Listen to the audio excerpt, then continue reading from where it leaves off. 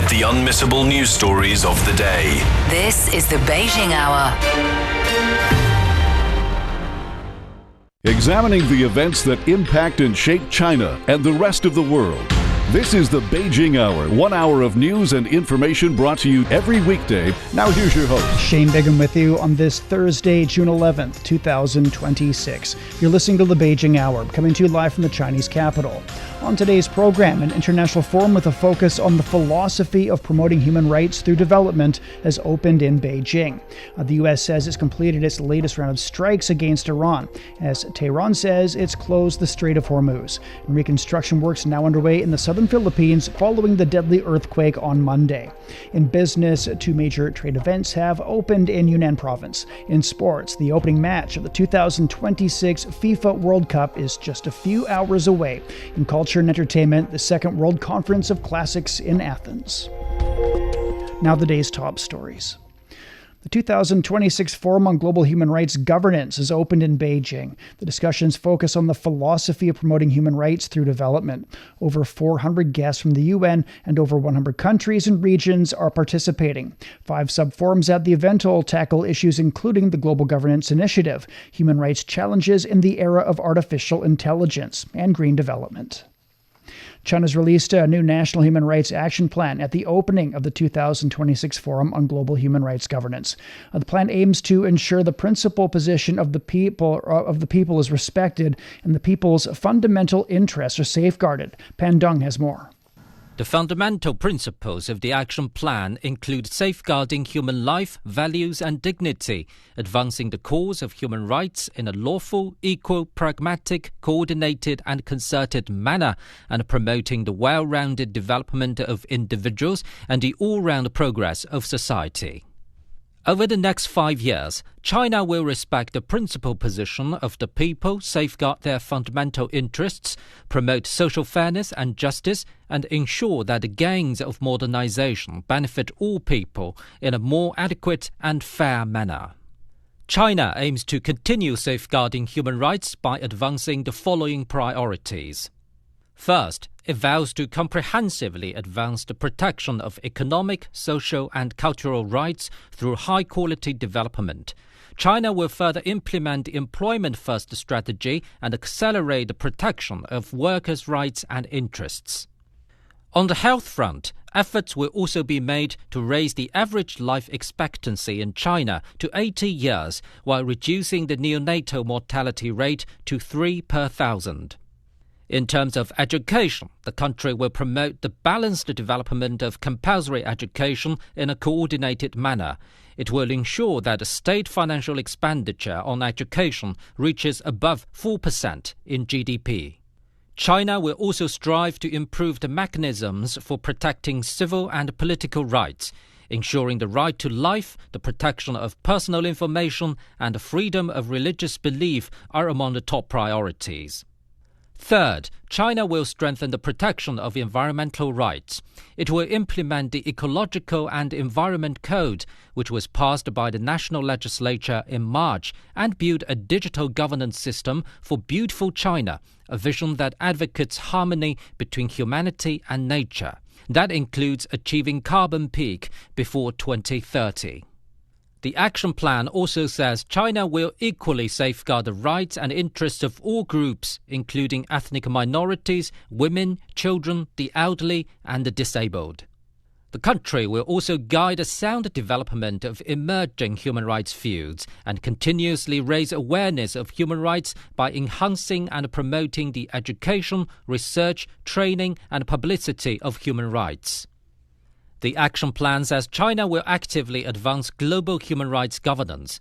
To achieve that, China will promote the improvement of global human rights governance, conduct effective international human rights dialogue and cooperation, actively participate in human rights affairs at United Nations, and advance the work of human rights treaty fulfillment reviews. China will also implement relevant plans about human rights and make sure the entities concerned fulfill their responsibilities. Pan Deng on China's new National Human Rights Action Plan. China has fully implemented its National Human Rights Action Plan for 2021 to 25, completing all 181 targeted tasks. A newly released report outlines the progress China's made in social welfare, economic development, and ecological protection. Xie Cheng has more. The latest report highlights remarkable progress across 6 major areas: economic, social and cultural rights, civil and political rights, environmental protection, the rights of specific groups, and China's role in global human rights governance. Absolute poverty has been eliminated. China now operates the world's largest systems for education, social security, and healthcare. By 2025, more than 7 million people had received targeted assistance to prevent a return to poverty, while central government support for rural revitalization reached 850.5 billion yuan, or $124.7 billion. Food security has continued to strengthen, with grain output exceeding 700 billion kilograms and per capita grain availability surpassing 500 kilograms. Basic medical insurance now covers 1.33 billion people, maintaining a coverage rate of around 95%. Education access continues to expand. The preschool enrollment rate exceeds 90%. The high school enrollment rate reaches 92%. And higher education participation surpasses 60%. The report also points to broader political participation. Of the deputies to the current National People's Congress, the proportion of frontline workers, farmers, and technical professionals has increased by nearly 1 percentage point compared with the previous term. On the environment, average PM 2.5 levels in major cities have fallen by 10%. China has established its first group of national parks, including Sanjiangyuan and the Giant Panda National Park. Wind and solar power capacity has reached 1.84 billion kilowatts, meeting its 2030 target ahead of schedule. Protections for women, children, ethnic minorities, the elderly, and people with disabilities have been strengthened. Cases involving the trafficking of women and children have fallen by nearly 78% from their 2012 peak, while child care subsidies benefited 33 million families in 2025. China's commitment to human rights also extends globally. Over the past 60 years, the country has pledged over $53 billion to support African nations, expanded zero-tariff access for partner countries, and helped build more than 130 medical facilities. That was Xie Cheng reporting. Attendees at the forum say all countries should work together to advance a global civilization of human rights amid global volatility and human rights challenges. They also urge countries to build a community with a shared future, safeguard peace with mutual respect, prioritize fair development, uphold international norms, and take steps through solidarity to turn the human rights vision into a reality. Chinese Vice Foreign Minister Miao Deyu urged all sides to adhere to true multilateralism. All countries should uphold genuine multilateralism, promote the common values of humanity, and engage in constructive dialogue and cooperation on the basis of equality and mutual respect. It is imperative to eradicate deep-seated maladies such as colonialism, racial discrimination, and religious hatred at an early date, and to advance the development of a just, reasonable, and inclusive global human rights governance system. Gambian Vice President Mohamed Jallow called for cooperation in global human rights governance. And international cooperation must remain a central pillar of global human rights governance. At the same time, partnerships must be based on mutual respect, shared responsibility, and genuine solidarity. Lazari Bazid with the UN Committee on Economic, Social, and Cultural Rights said the world can learn a lot from China's experiences. The Chinese experience gives to the world another way of thinking and another way of how to do things, and then another way of how to go from underdevelopment to development. What are the ways and means to follow in order to do that? The 2026 Forum on Global Human Rights Governance ends on Friday. China is set to shift its agricultural trade toward higher value exports and more diversified markets during the 15th five-year plan period through 2030. A report from the Chinese Academy of Agricultural Sciences shows agricultural exports hit a record $104 billion in 2025. Vegetables, fruits, and aquatic products are moving from an export-focused model to serving domestic and international markets. Key growth areas include processed fruits, frozen vegetables, and fish fillets. Meanwhile, agricultural imports reached $207 billion, though the trade deficit has narrowed. Experts warn that geopolitical tensions and shipping risk could increase market volatility, calling for stronger risk monitoring and policy support. Coming up, the U.S. and Iran have been trading fire once again. They're champions, they're trailblazers, and they're only 12 years old. A group of Chinese youngsters has stunned Europe, becoming the first Asian team to win Italy's prestigious Sigismondi Cup, often called the mini World Cup of youth football. What did these players get right? Is this simply a remarkable youth football story? What lessons can China's football system learn? And can this generation finally help China return to the World Cup stage? Join us this week at the Chat Lounge as we explore the victory, the vision, and the future of Chinese football, wherever you listen to podcasts and on CGTN Radio. 11 minutes past the hour. The U.S. military says it's completed its latest wave of strikes against Iran, targeting military surveillance capabilities, communications equipment, and air defense sites across Iran. The Islamic Revolutionary Guard Corps says it's launched retaliatory strikes on 18 U.S. military targets in Kuwait and Bahrain. Iran's main military command has also announced the full closure of the Strait of Hormuz. But the U.S. Central Command has contradicted that claim, saying commercial vessels continue to transit the waterway. Saper Sarami has more from Tehran.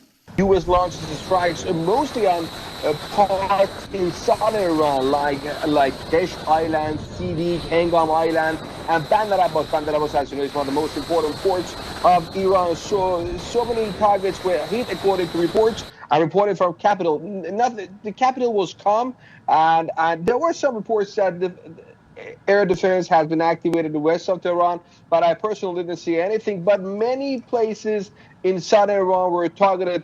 As you know, also last night, so many places in this area, the Bandar Abbas and Sidi, were also targeted. And unfortunately, 2 water reservoirs were hit and damaged severely by U.S. forces. And officials have repeatedly warned that if Iran is attacked, they're going to retaliate strongly. And Iran is launching missiles toward the bases in the region. Apparently, some U.S. bases in Kuwait and Bahrain and Jordan are being attacked as we are speaking. And also, there was a statement from IRGC just 2 or 3 hours ago regarding the Strait of Hormuz. Let me read that to you.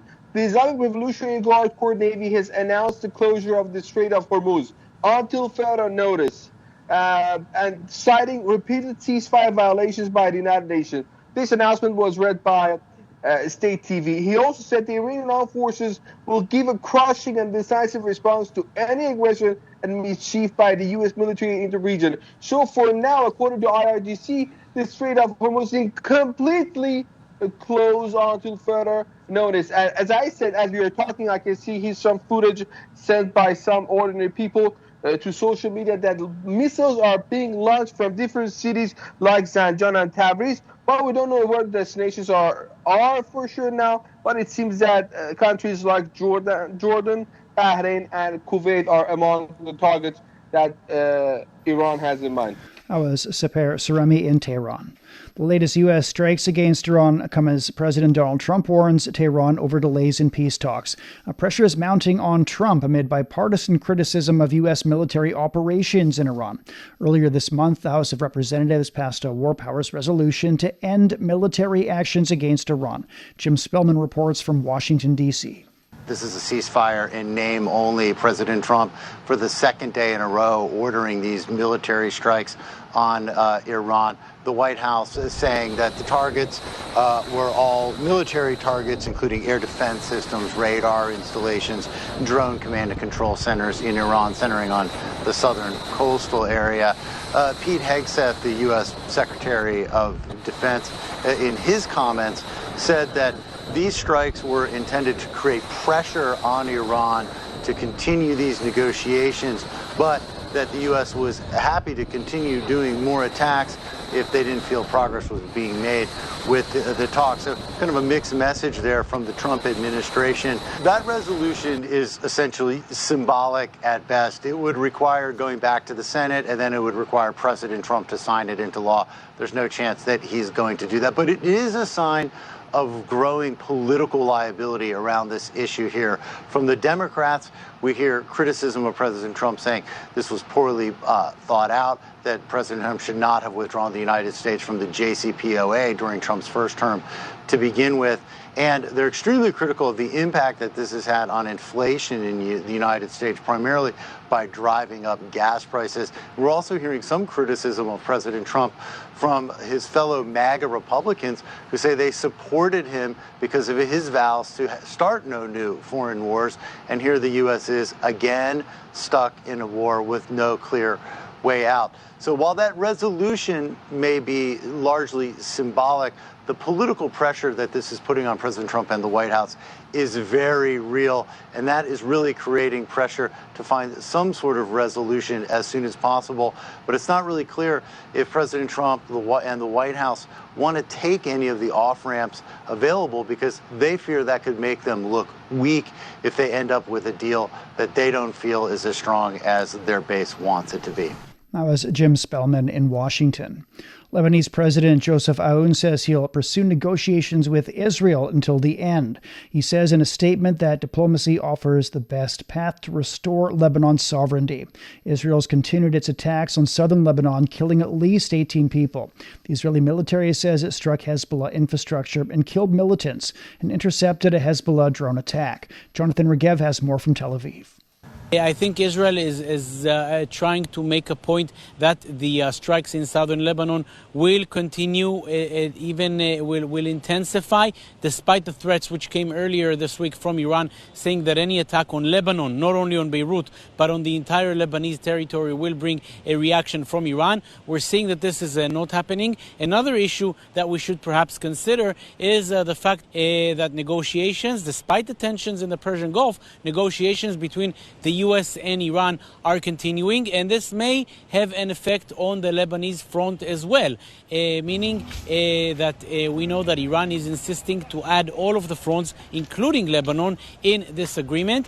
And even if things look far now, we know how unexpected these negotiations may be, how unexpected the American president may be. So Israel is somewhat concerned that it may wake up one morning, a day or a week or a month from now, with an American demand to stop all operations in Lebanon, and in order to make sure that Israel advances as many of its plans as it wants to. Until that point, Israel is taking a lot of strikes, carrying out a lot of strikes in southern Lebanon now to achieve now whatever it may not be able to achieve sometime in the future.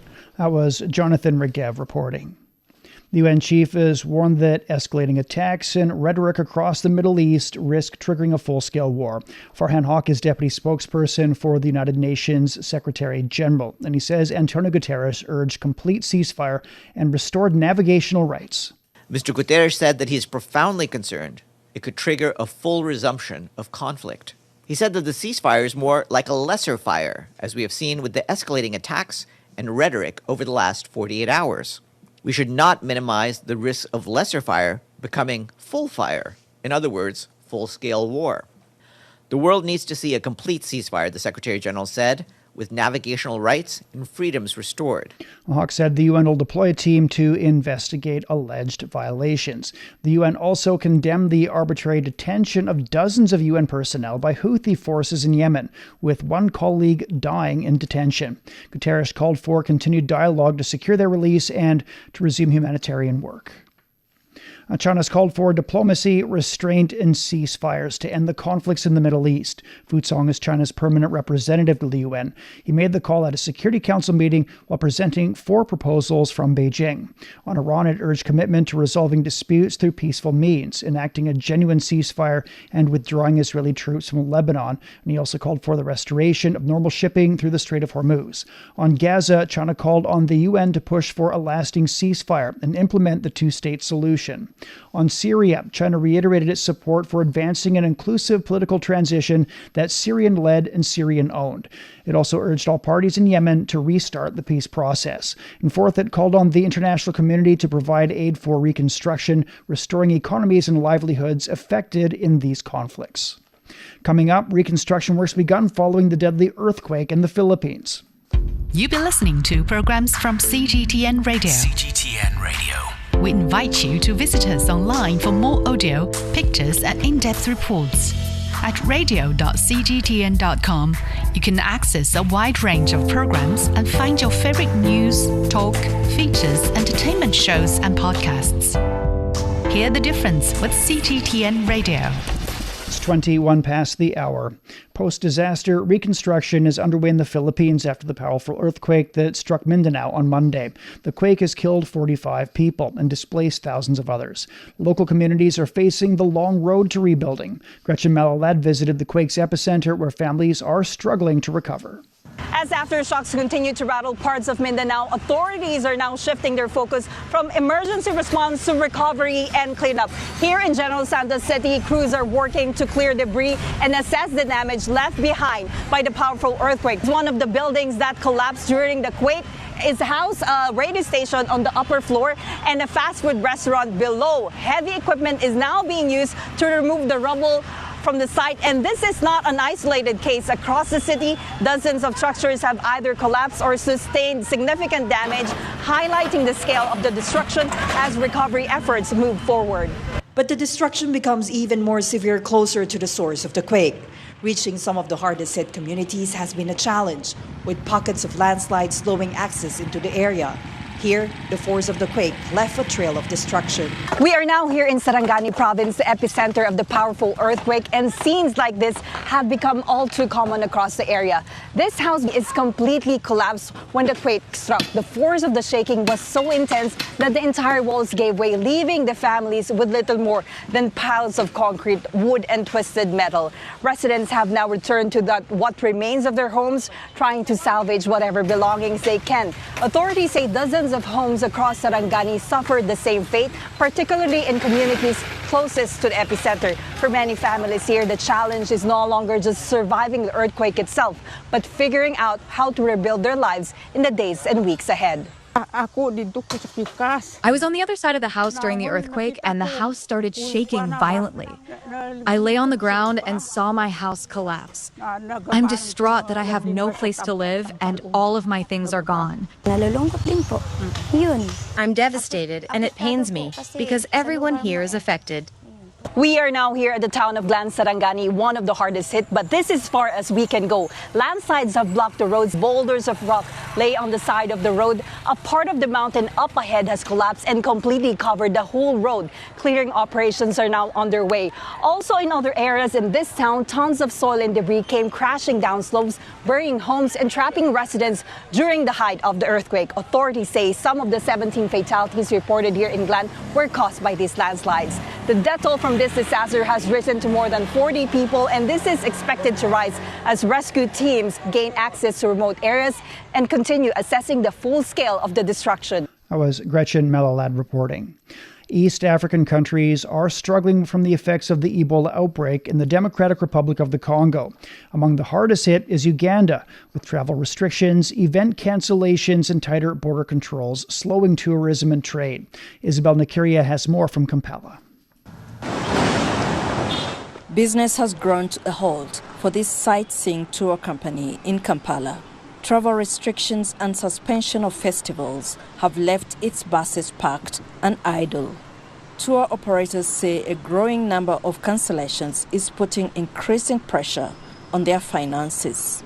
When cancellations are made and people are asking you for their refunds because they are not sure when this will go away, there is nothing painful than paying back money which you have already received. Sometimes you've already spent it. Uganda's tourism industry depends heavily on international visitors. When arrivals decline, the impact extends far beyond tour operators. Hotels, guides, drivers, restaurants and local communities that rely on tourism are all feeling the strain. For many operators, this should be the busiest period of the year. Instead, bookings have slowed sharply as travelers postpone trips and rethink their travel plans. That means the whole of June, July, and part of August is technically gone. So the whole summer. So that means we are not doing any serious business summer. Of course, we are telling people, those who can, that the precautions are in place. Ebola is not an airborne disease. The economic impact is also being felt at border crossings. Thousands of informal traders who depend on daily movement between Uganda and the DR Congo say restrictions have cut off a vital source of income. Those dealing in perishable goods say they are among the worst affected. The bad thing is the border is closed. We survive on our cross-border trade, but now that the border is closed, how will we survive? We have children who need to study. How do we pay their school fees? Cargo trucks are still crossing in some areas, but stricter health screening and quarantine requirements for long-distance drivers are slowing deliveries and disrupting the flow of goods along key trade routes. For now, public safety comes first, but as restrictions continue to affect trade, tourism, and livelihoods, pressure is growing for measures that can contain the outbreak without bringing economic activity to a standstill. That was Isabel Nakiria on Uganda's response to the Ebola outbreak. A legal battle over a proposed U.S.-funded Ebola quarantine facility has escalated in Kenya. The disputes triggered protests, political backlash, and renewed questions about transparency and public safety. Enoch Sikolia has more. The controversy surrounding the proposed Ebola quarantine facility at Laikipia Airbase has been playing out on Kenya's streets and in the corridors of justice. Civil society organization Katiba Institute says it is preparing to return to court to seek contempt proceedings against the government after authorities failed to publicly disclose details of their agreement with the United States by the court-imposed deadline. Last week, Kenya's High Court temporarily suspended plans to operationalize the facility following a petition filed by Katiba Institute. The court ordered the government to make public the terms of its agreement with Washington and scheduled a further hearing for June 23rd. But even as the legal process unfolds, concerns are mounting over reports that construction and preparations at the facility may have continued despite the suspension order. Kenyan officials, led by President William Ruto, have defended the deal, insisting locals could also benefit from the medical infrastructure. We have support from different countries. We have support from the United States to manage this situation. They have also offered to set up, of the 23 isolation units, the United States have offered to set up one of them. And we are working together to make sure that we manage this situation. And as I said, for avoidance of doubt, there is no reported case of any Ebola in Kenya so far. Yet for many Kenyans, the central issue remains transparency. Pressure is mounting on both Nairobi and Washington to explain exactly what was agreed behind closed doors. That was Enoch Sikolia reporting. 29 past the hour. Beijing, cloudy overnight. Thunder showers developing tomorrow. A low of 19 and it's up to 32 on Friday. Shanghai will be overcast through tomorrow. A low of 22 and a high of 31. Chongqing can expect a light rainfall tonight and tomorrow. A low of 21 and it's up to 25. Nanchang will be cloudy tonight. A light rain developing on Friday. A low of 23. The high is 30. Lastly, we'll have showers tonight. It eases off to clouds tomorrow. A low of 10 and a high of 24. Elsewhere in Asia, Islamabad will see a light rainfall through tomorrow, a low of 27 and 35 degrees for Friday. Vientiane will see some rainfall tonight and tomorrow, a low of 24 and a high of 29. Phnom Penh will see a light rain tonight and tomorrow, a low of 25 and the high is 34. It's time for a short break. So far this hour, an international forum with a focus on the philosophy of promoting human rights through development is opened in Beijing. The U.S. says it's completed its latest round of strikes against Iran, as Tehran says it has closed the Strait of Hormuz. And reconstruction works are now underway in the southern Philippines following the deadly earthquake on Monday. Shane Bigham with you. Stay with us here on the Beijing Hour. From the refreshing cup of tea that starts your morning to the paper that you write on, the roots of many familiar parts of modern life can be traced back to ancient ideas. Join us on Made in Ancient China and discover how ideas born millennia ago became some of the world's greatest treasures. Made in Ancient China brings you stories of human ambition, inspiration, and connection. Now available on all major podcast platforms. Shh, listen up. Can you hear the heartbeat of our world? It's vibrant and pulsating with the essence of life itself. From the stem of trees to the gurgle of rivers. From the silent strength of mountains to the icy whispers of glaciers. Even the solid ground beneath our feet. Right there, in the midst of all, beats the heart of humanity. What if those other heartbeats were to stop? Would ours keep on ticking? Examining the events that impact and shape China and the rest of the world. This is the Beijing Hour, 1 hour of news and information brought to you every weekday. Now here's your host, Shane Bigham with you on this Thursday. Still to come.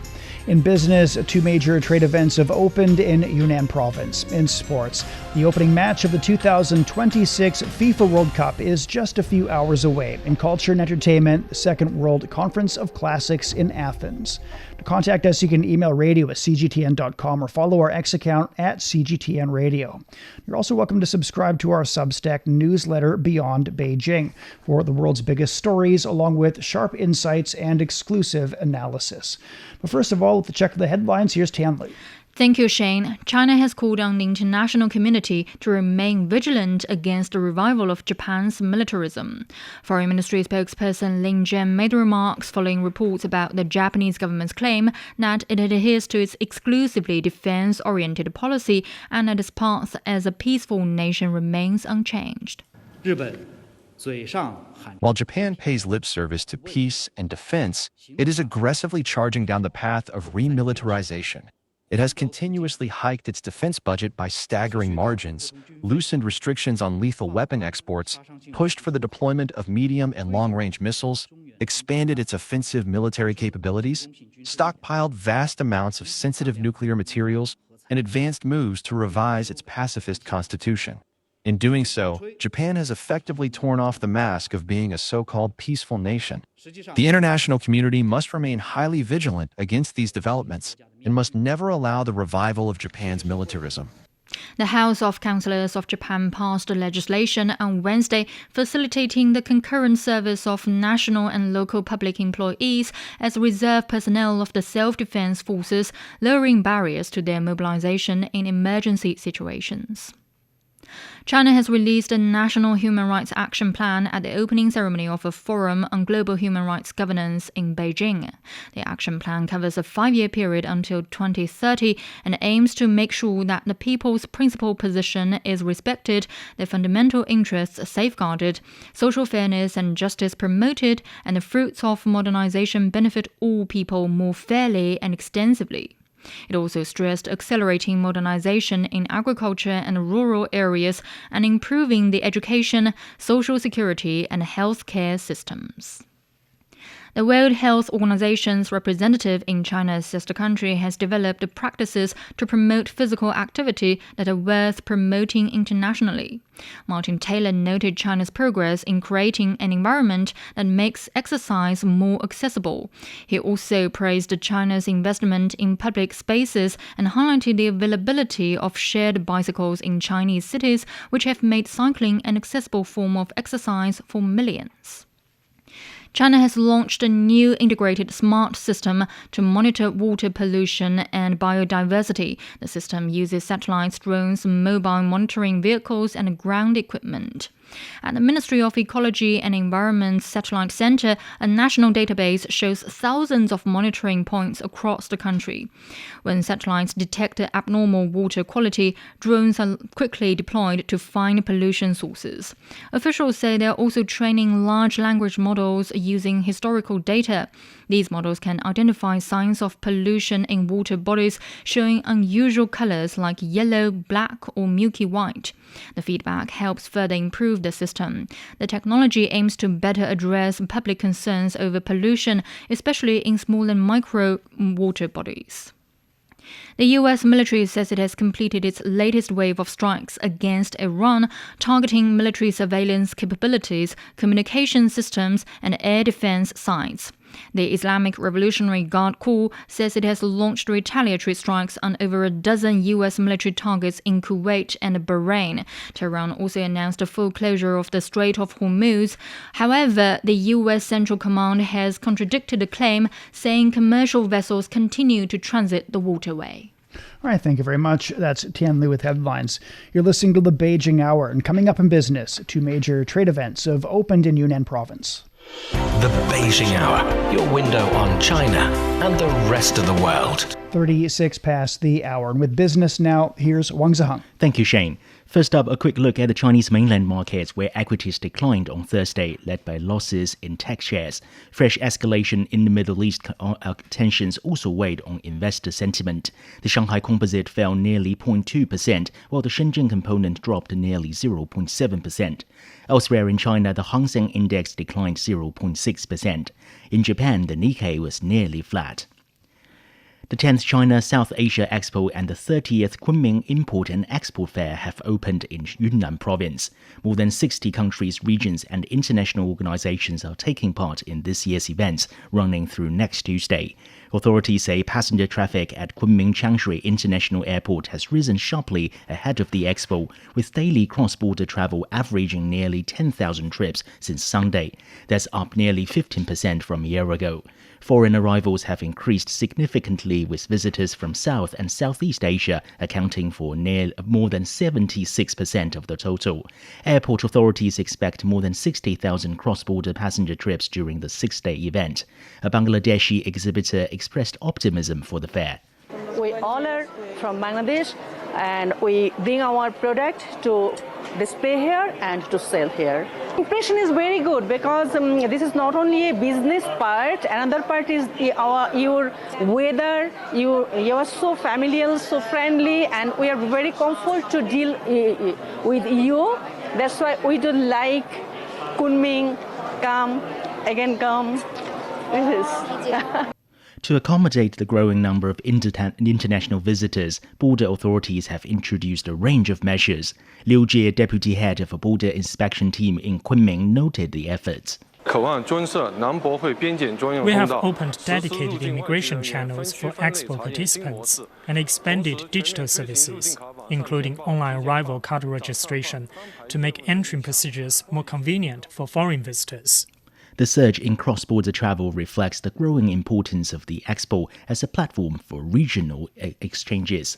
It comes as trade between China and South Asian countries continues to expand, surpassing $200 billion for the first time in 2025.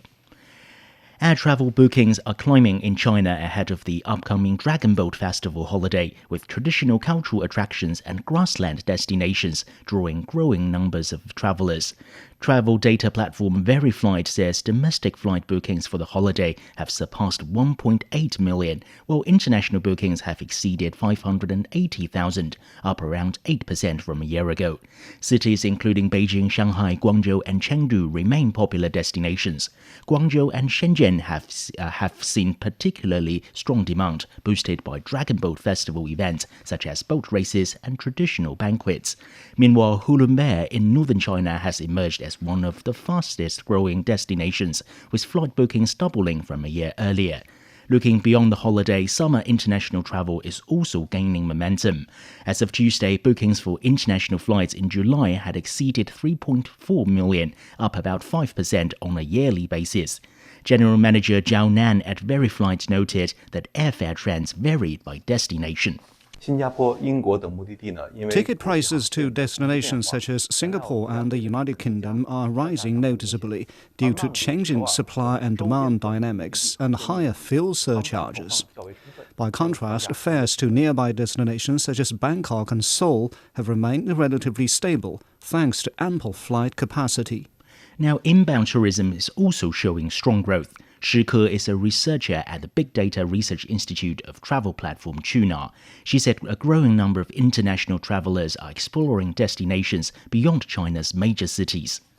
Bookings by foreign passport holders for flights in Yining in Xinjiang, Lingzhi in Xizang, and Xining in Qinghai have surged this summer.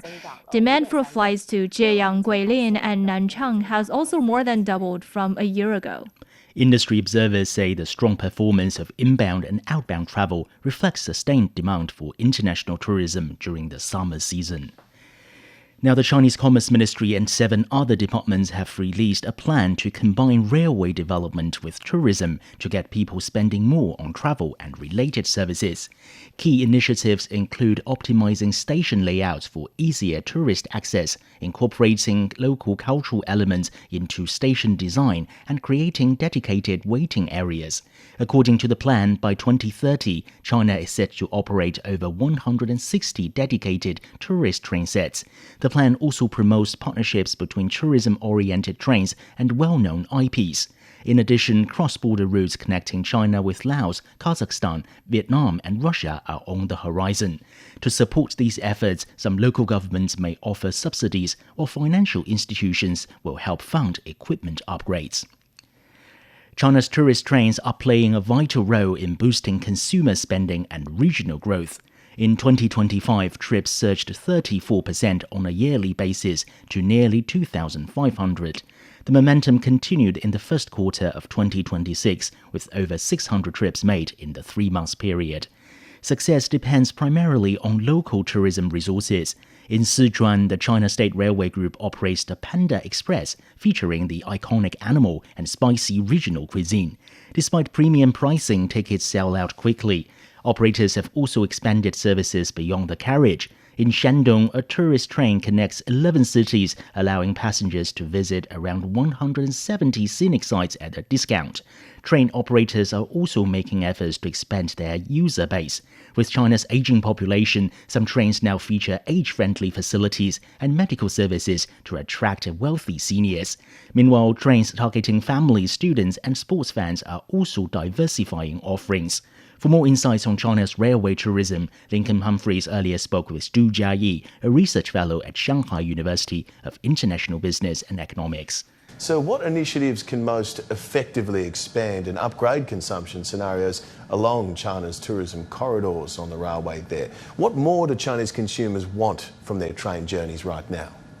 Yes, Chinese consumers want unique experiences. Younger travelers look for things to post and share. A beautiful route, a themed train, or a local festival. The train itself can become the product.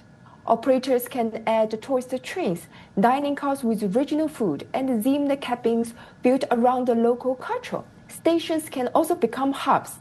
A station can host local markets, craft shops, food courts, and short cultural shows. Travelers often have spare time between connections. New lines are reaching grasslands, mountains, and border regions. These places need real tourism to grow. Tourist trains can carry city visitors to villages, and carry valuable products back to cities. I think the best corridors are the ones that treat the journey as part of the holiday. That is right, the journey's half the fun. So China's high-speed rail scale, its speed and the digital platform integration here are clear advantages. But what distinctive competitive edges does China's Transport Plus tourism model offer compared with rail-based tourism strategies in other countries? I think China's Transport Plus tourism model is moving fast. First of all, our officials are clear about the goal. They call Transport Plus service consumption a major new growth point and a national calling card to draw foreign visitors. China builds the trains, lays the track, runs the services, and promotes the trips. It does all of this together. Also, China's railway centers on richer products and stronger demand, a tourist train product system and standards, market-based operation, and a more flexible high-speed fare mechanism. We can see more foreign visitors choosing the train, taking in Heilongjiang ice and snow, Yunnan's red forest, and Hainan's coconut coast. This is a national brand. See China by train. That was Du Jiayi at Shanghai University of International Business and Economics. Global oil prices jumped on Thursday after Iran said it was closing the Strait of Hormuz, a key global energy shipping route, following reported U.S. strikes on Iranian targets. Brent crude rose more than $2 to around $95 a barrel in early Asian trading, while U.S. oil gained nearly 3%. Iranian military authorities said the strait would be closed to all vessels and warned that ships attempting to pass would be targeted. The Strait of Hormuz carries about 1/5 of global oil exports, making it a crucial checkpoint for energy supplies. The move has heightened fears of further escalation in the Middle East. Japan's large company sentiment has fallen back into negative territory for the first time in 4 quarters as higher energy and food-related costs weigh on business conditions. According to a survey released by Japan's Ministry of Finance and the Cabinet Office, the business sentiment index for large firms across all industries stood at -0.5 for the April to June quarter. Manufacturing sentiment weakened significantly, with the sector at -1.8. The auto industry saw a sharp decline to -19.4 as tensions in the Middle East pushed up raw material costs. Food manufacturers also remained in negative territory. By contrast, financial firms supported by rising stock prices performed relatively well. The survey suggests large firms expect a rebound in the next quarter, although smaller companies remain more cautious. All right, thank you very much. That's Wang Ziheng with Business. You're listening to the Beijing Hour. Coming up in sports, the opening match of the 2026 FIFA World Cup is just a few hours away. Sideline Story brings you all things sports related. The hottest topics, latest events, juiciest stories, all with a very personal take. Subscribe to Sideline Story Podcast for heated sports discussions covering events that are happening in China and around the world. 47 past the hour. In sports, the 2026 FIFA World Cup will open as co-host Mexico face South Africa in the opening match of the first ever 48-team tournament on Thursday. The Group A clash will be played at Mexico City's iconic Estadio Azteca, now officially known as Mexico City Stadium. The venue will become the first stadium to host 3 World Cup opening matches, adding another milestone to its rich football history. Backed by a passionate home crowd, Mexico enters a tournament with confidence. Head coach Javier Aguirre has urged his players to embrace the occasion and enjoy the support of the fans. I want to convey to my players the confidence that this can be a great day for us, that no matter what happens, the people will be with us, and that this will be a celebration that will last for decades. I hope we start off on the right foot, just like in 1986. Meantime, South Africa is preparing for a different test against one of the tournament hosts. Coach Hugo Bruce acknowledged Mexico's strong recent form, but said his team is ready for the challenge. I think the last 10 games of Mexico, they nearly all win them. So that means that will be a team in confidence. Also the fact, and that is the reality, Mexico is the best team in the group. So for us, it will be a very tough game. I think we need to be on our best level.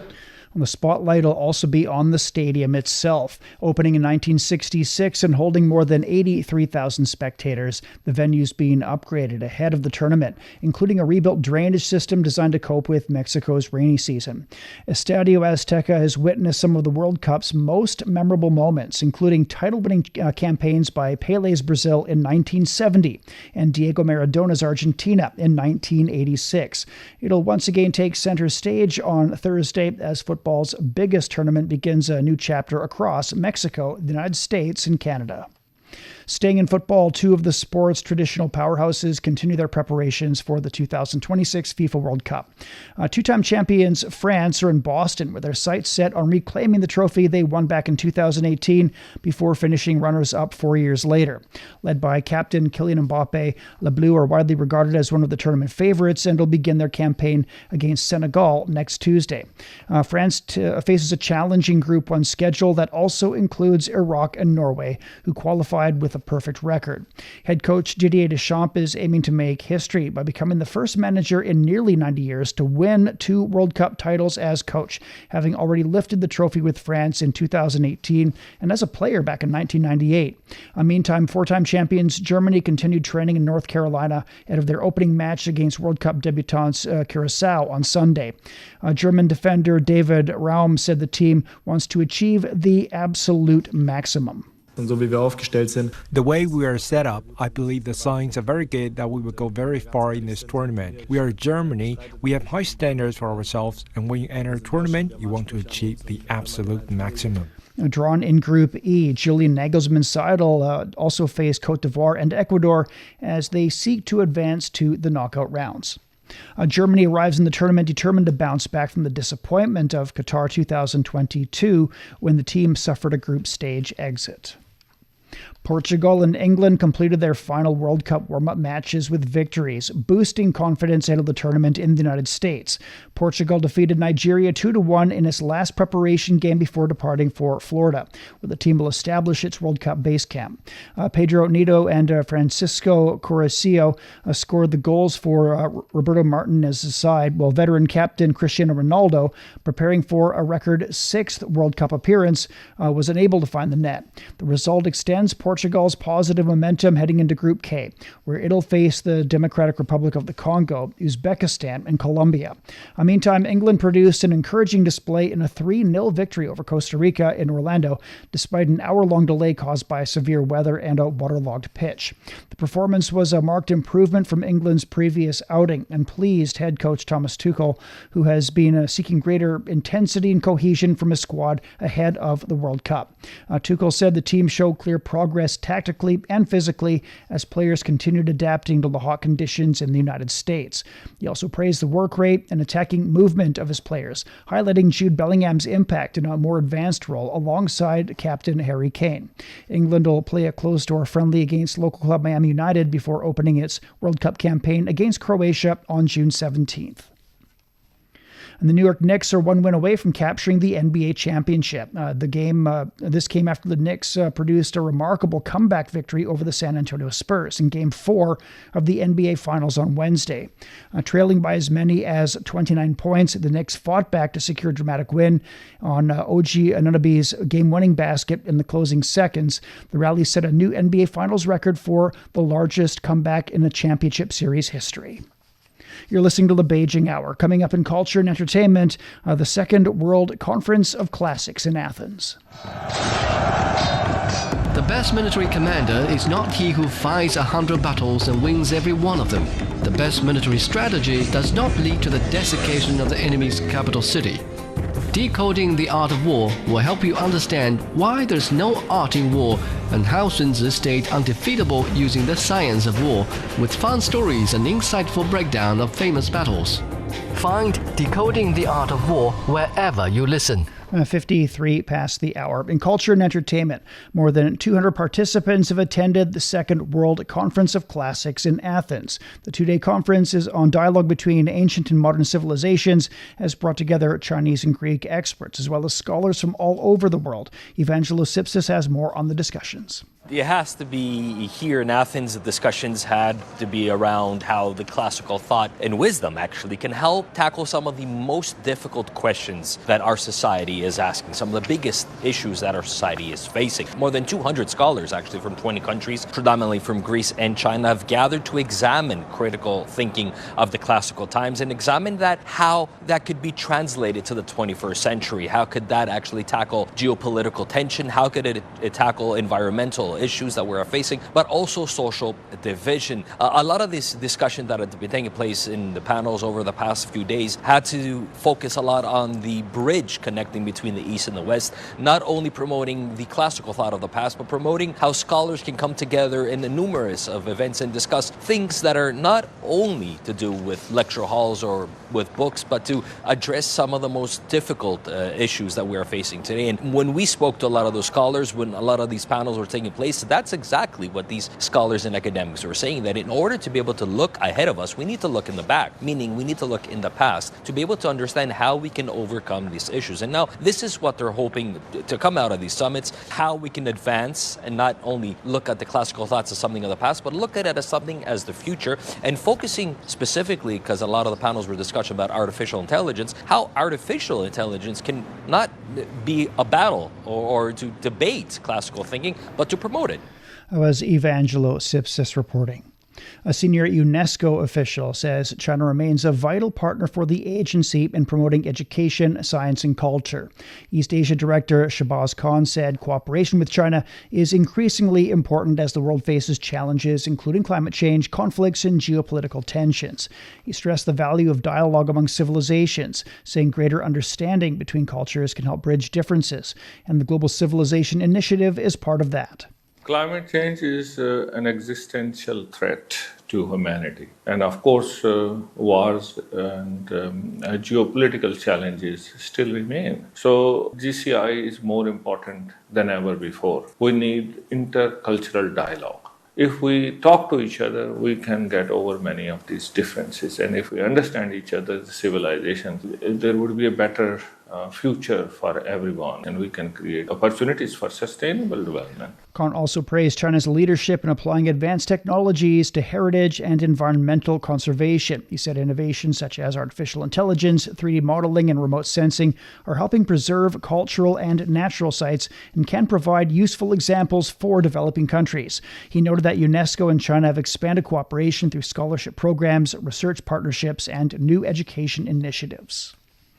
The 2026 Chongqing International Animation Film Week is opened in southwest China, attracting more than 500 entries from around the world. The 5-day event showcases the latest developments in animation with a particular focus on how technologies such as artificial intelligence are transforming storytelling and production. The Film Week includes competitions, public screenings, and exhibitions featuring new animation technologies and creative design. More than 40 major industry companies, including Disney and Universal, are participating. Industry experts say the event serves as a platform for international exchange, bringing global animation talent together, while helping Chinese production expand its international reach.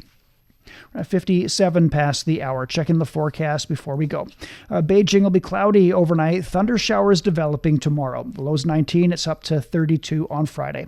Shanghai will be overcast through tomorrow. A low of 22 and a high of 31.